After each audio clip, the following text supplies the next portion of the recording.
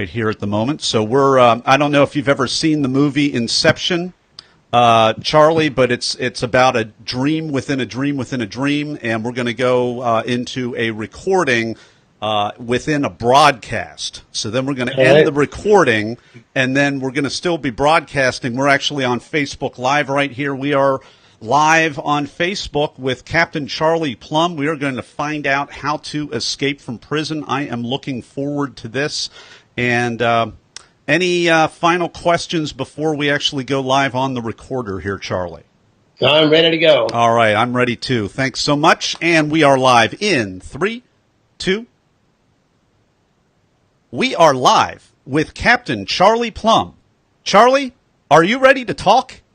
I'm ready to talk. Captain CharliePlumb is a farm kid from Kansas who graduated from the Naval Academy and became a jet fighter pilot. Shot down over Vietnam, captured, tortured, and spent nearly 6 years in a communist prison camp. Charlie has returned to tell his story of winning through adversity to over 5,000 audiences around the world, and we're happy to have him here on the talk today. Charlie, welcome to the talk. Thank you, Nathan. Nice to be with you. Your talk is called How to Escape from Prison. And what I love about your talk is it's not just a memorandum of your experiences for years and years and years in a POW prison camp, but you made the parallel to what the rest of us are dealing with, the prison in our minds, and how to use what you used and what you learned in terms of resiliency and other strategies to be able to help us out of prison. So, Charlie, please take us behind the talk.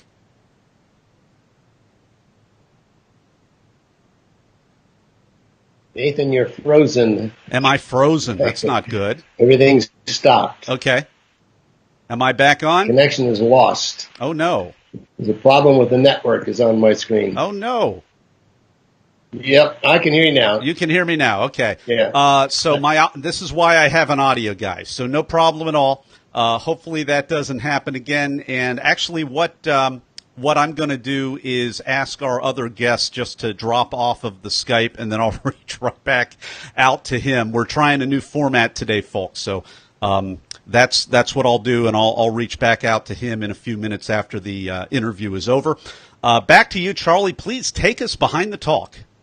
All right. Well, here's the deal. I was in a prison camp that was had a cell there that was 8 feet long and 8 feet wide. All right, and that was my restriction.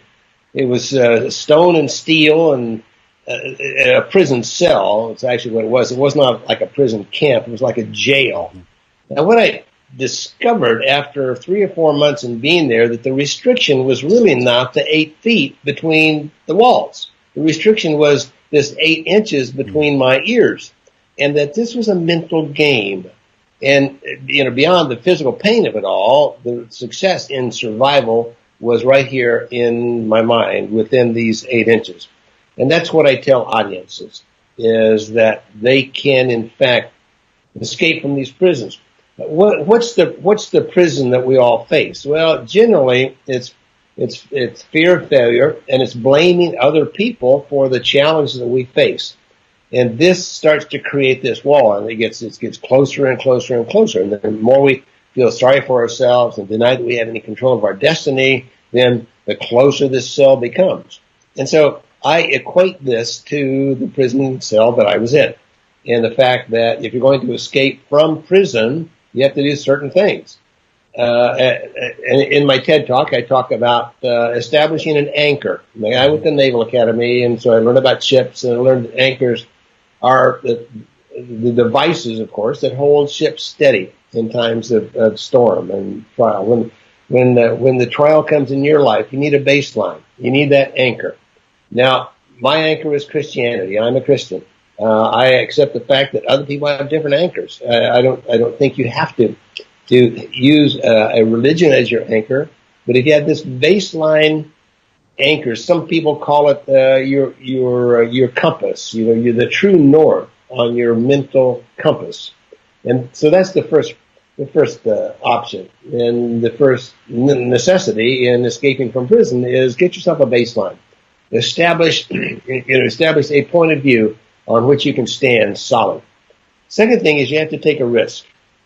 I'm convinced that any time that you are under stress, that you have to step out of your comfort zone, get further out, kick down what's left of that comfort zone, get further outside yourself and start taking risks.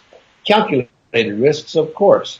But in the prison camp, my first day, I was a fighter pilot, and I had given up, I had surrendered to the enemy. Well, fighter pilots are not supposed to surrender, That's not our DNA. Yeah, we're not trained to do that. And I felt miserable. I felt very guilty about the fact that I had given up to the enemy. I had failed in my mission. I'd given up, and I was in this massive feeling of despair and failure. And I equate that to a guy losing a job, or a mother that is raising a child by herself, or anything that we see, these little wrinkles in the plan of life.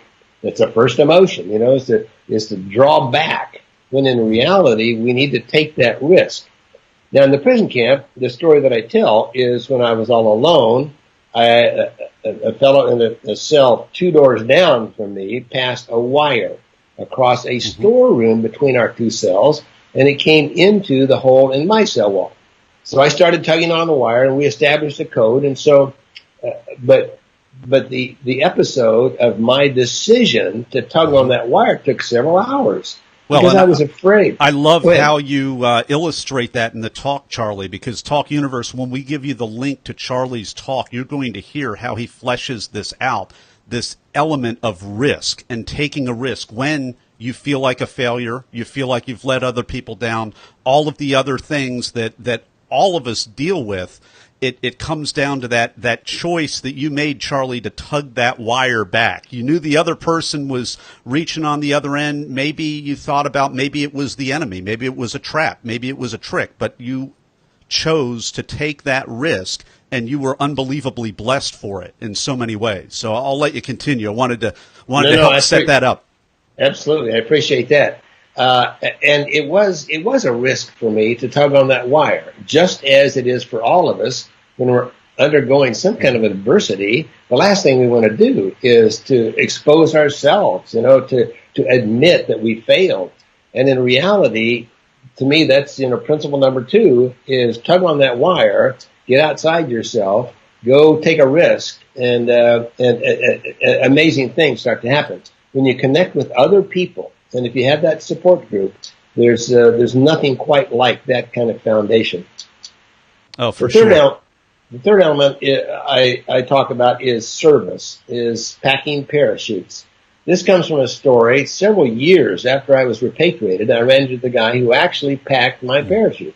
He put the parachute together that saved my life.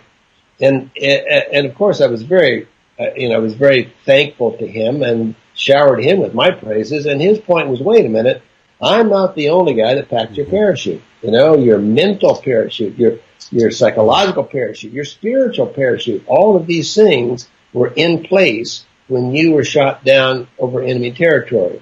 And so by the same token, we have our parachutes packed by moms and dads and coaches and preachers and teachers and all of these people. And then the next question is, how do you pay that forward? How do you pack the parachutes of other people? And to me, that's with service. Run into a lot of people who were not in the military and feel like that they have an obligation to their country.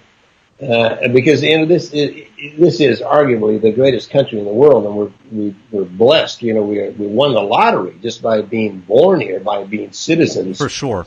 And they think, well, okay, Charlie, you served your country, and I didn't serve mine, and so I feel like I should serve. Well, I believe that you can serve without flying an airplane or without carrying a rifle. You can serve in your local community. You can serve, in the PTA, in teaching Bible course in your school, or you can serve in a lot of different ways.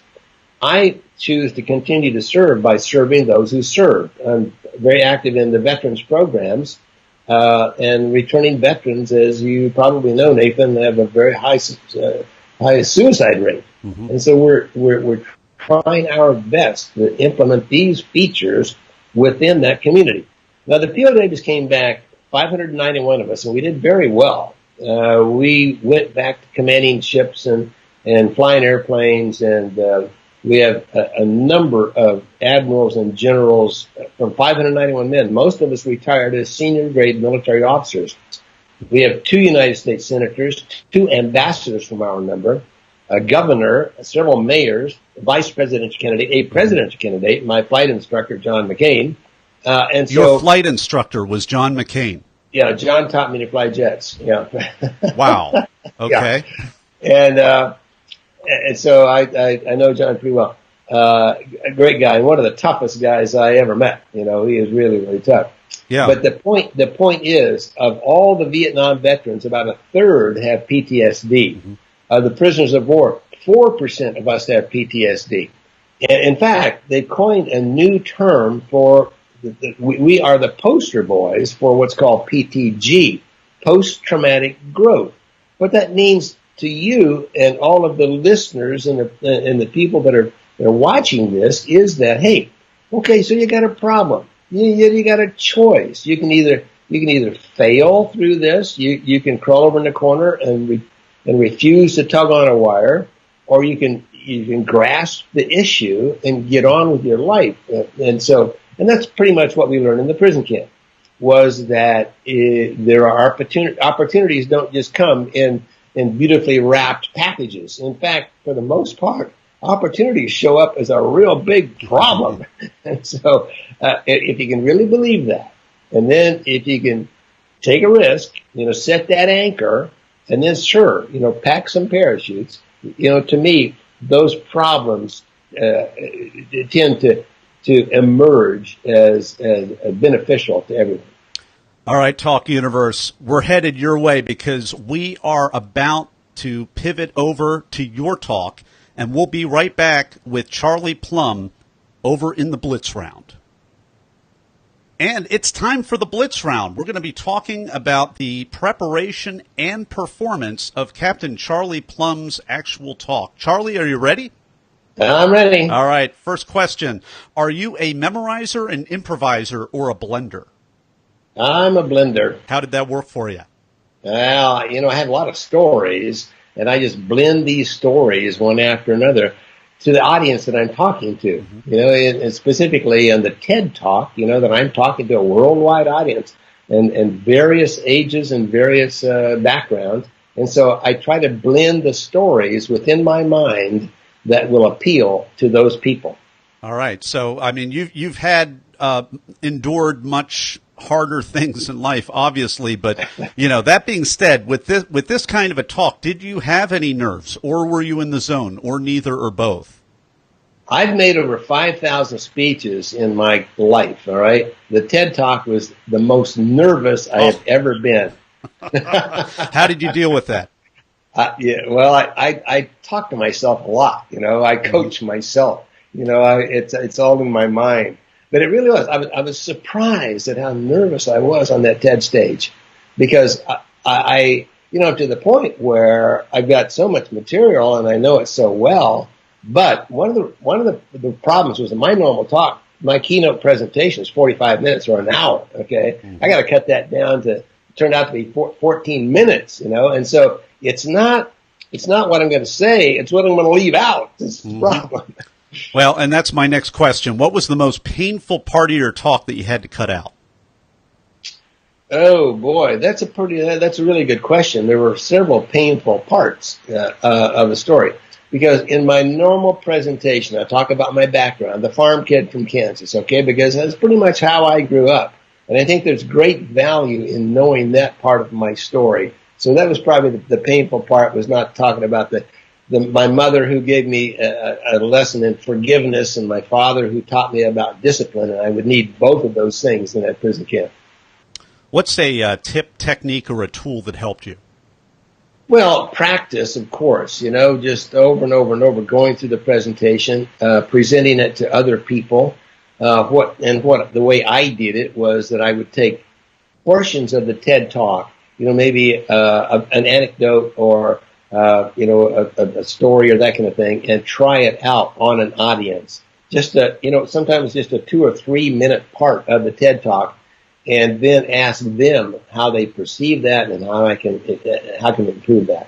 Here's my last question, and this is usually not a blitz round question, but all right. I mean, you spent almost 6 years in a prison of war camp. You've been through horrific, horrible, experiences that the rest of us have only read about or heard about. Yet you're so magnanimous and generous and humble in the way that you make these same bridges into the prisons of our lives. What produced that humility in you to be able to come and talk with us and talk alongside with us instead of talking at or to us? Well, that's a great question, Nathan. I learned a lot of that in the prison camp. As I said, I was very angry for a long time. When I decided that I had to deny that anger and take on a positive approach and be humble, and that to me, that's one of the key elements of a personality that I look for first is humility. We can be braggadocious, and in fact, you find a lot of speakers and a lot of TED Talk folks that, hey, this is the way I did it, and you can do it too. Well, to me, that humility only sells for a certain amount of time. The long-term effect you're going to have on people is the way they see you as being a humble person. Captain CharliePlumb, thank you so much, and we are going to be right back with the final word of advice in just a moment. And actually, before I do that, I got to let you know where you can go to find out more about Charlie. Go to our show notes page, BeTheTalk.com. You can watch a link to Charlie's talk, How to Get Out of Prison, and you can also click the link over at CharliePlumb.com. CharliePlumb, PLUMB.com. And as I said, we will be right back with the final word of advice. And we're back with the final word of advice for Talk Universe with CharliePlumb. What is it? You have the choice. You can be a winner, you can be a loser, or you can give away that choice. You give away your choice by blaming other people, feeling sorry for yourself, denying that you have any control of your destiny. So you have the choice. CharliePlumb, thank you so much for coming on the talk today right after we celebrated Independence Day. Thank you for your service. Thank you for enduring, and thank you for this great talk, and thank you for coming on the talk. Thanks, Nathan. It's a pleasure. All right, that's a wrap. Thank you so much. Now, we're still broadcasting here, so all right. That's a good thing to know. And actually, don't see too much. I think everybody is they're all back at work, going back to town. But, hey, we're still broadcasting. So that was an incredible interview. I want you. This isn't the kid from The Shining. This is you. Okay. Yeah, I got you. Yeah. I'm not trying to be that kid. I'm trying to imitate what I want you to do over the share button. If you served, if you have a family member, a friend, a parent who served, and you want to help Charlie get this message out, I want you to click that share button. Any final words for live universe here, Charlie?